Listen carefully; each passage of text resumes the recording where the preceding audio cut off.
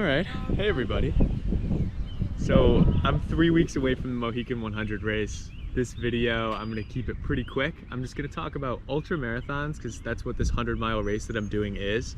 I'm gonna talk about how ultramarathons kind of got popularized in the US and why I'm doing it. And yeah, next week I'll do a bit more of a training video. I'm gonna be doing some cool training runs, but this one just wanted to do a quick touch base. And ultra marathons, when I mention those to people, they're often confused. They ask, what is that? Why do people do that?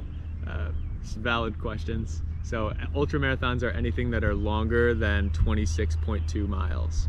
Anything that's longer than the standard marathon distance.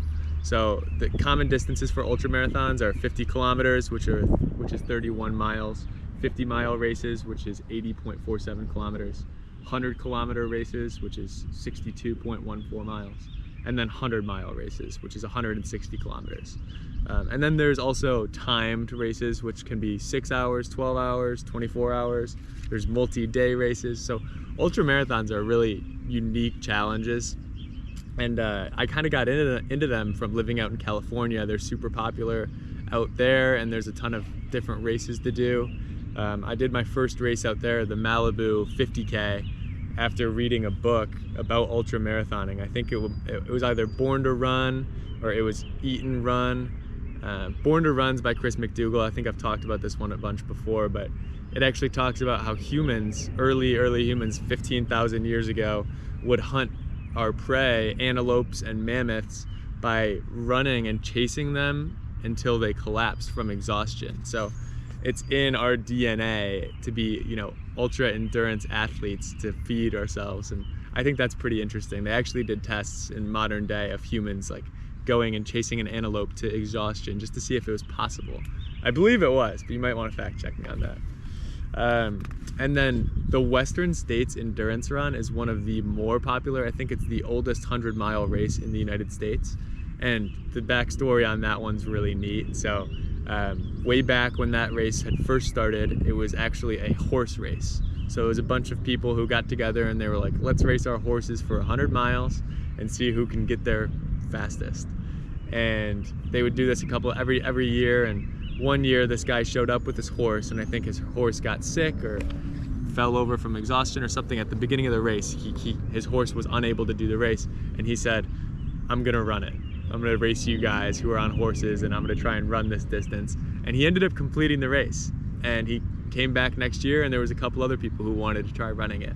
And so then it became an annual event, and then it became separate from the horse race and became its own running event, and it's gone on from there. But pretty fun, cool backstory on that.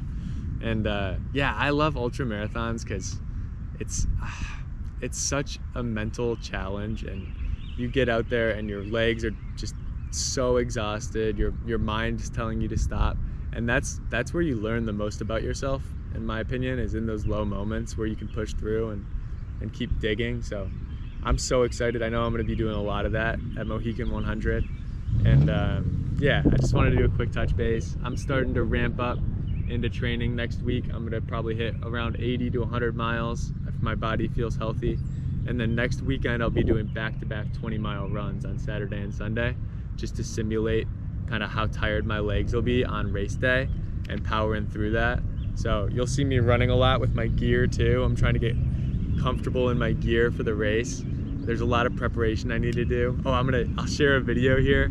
Logan, my brother, is gonna be one of my pacers for Mohican 100. He's out training. We're out here getting ready for the Mohican. Let's rock and roll. And he started from no running at all. He's gonna be doing, like, I think the last quarter of the race, so 25 miles with me.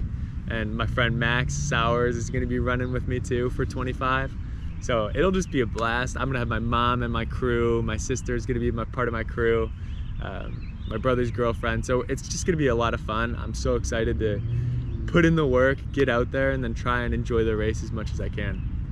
And yeah, I hope you all have a great week. May 11th, awesome day. Mother's Day. Shout out all the moms. My mom's my role model. I appreciate you, Mom. You're the best. Wouldn't be able to do half of what I do if it wasn't for you. So yeah, everybody, I hope you had an awesome week, and I hope you have a great week ahead. Stay dialed.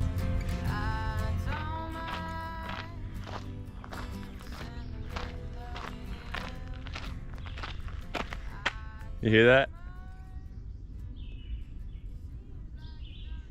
Yeah, that's nice.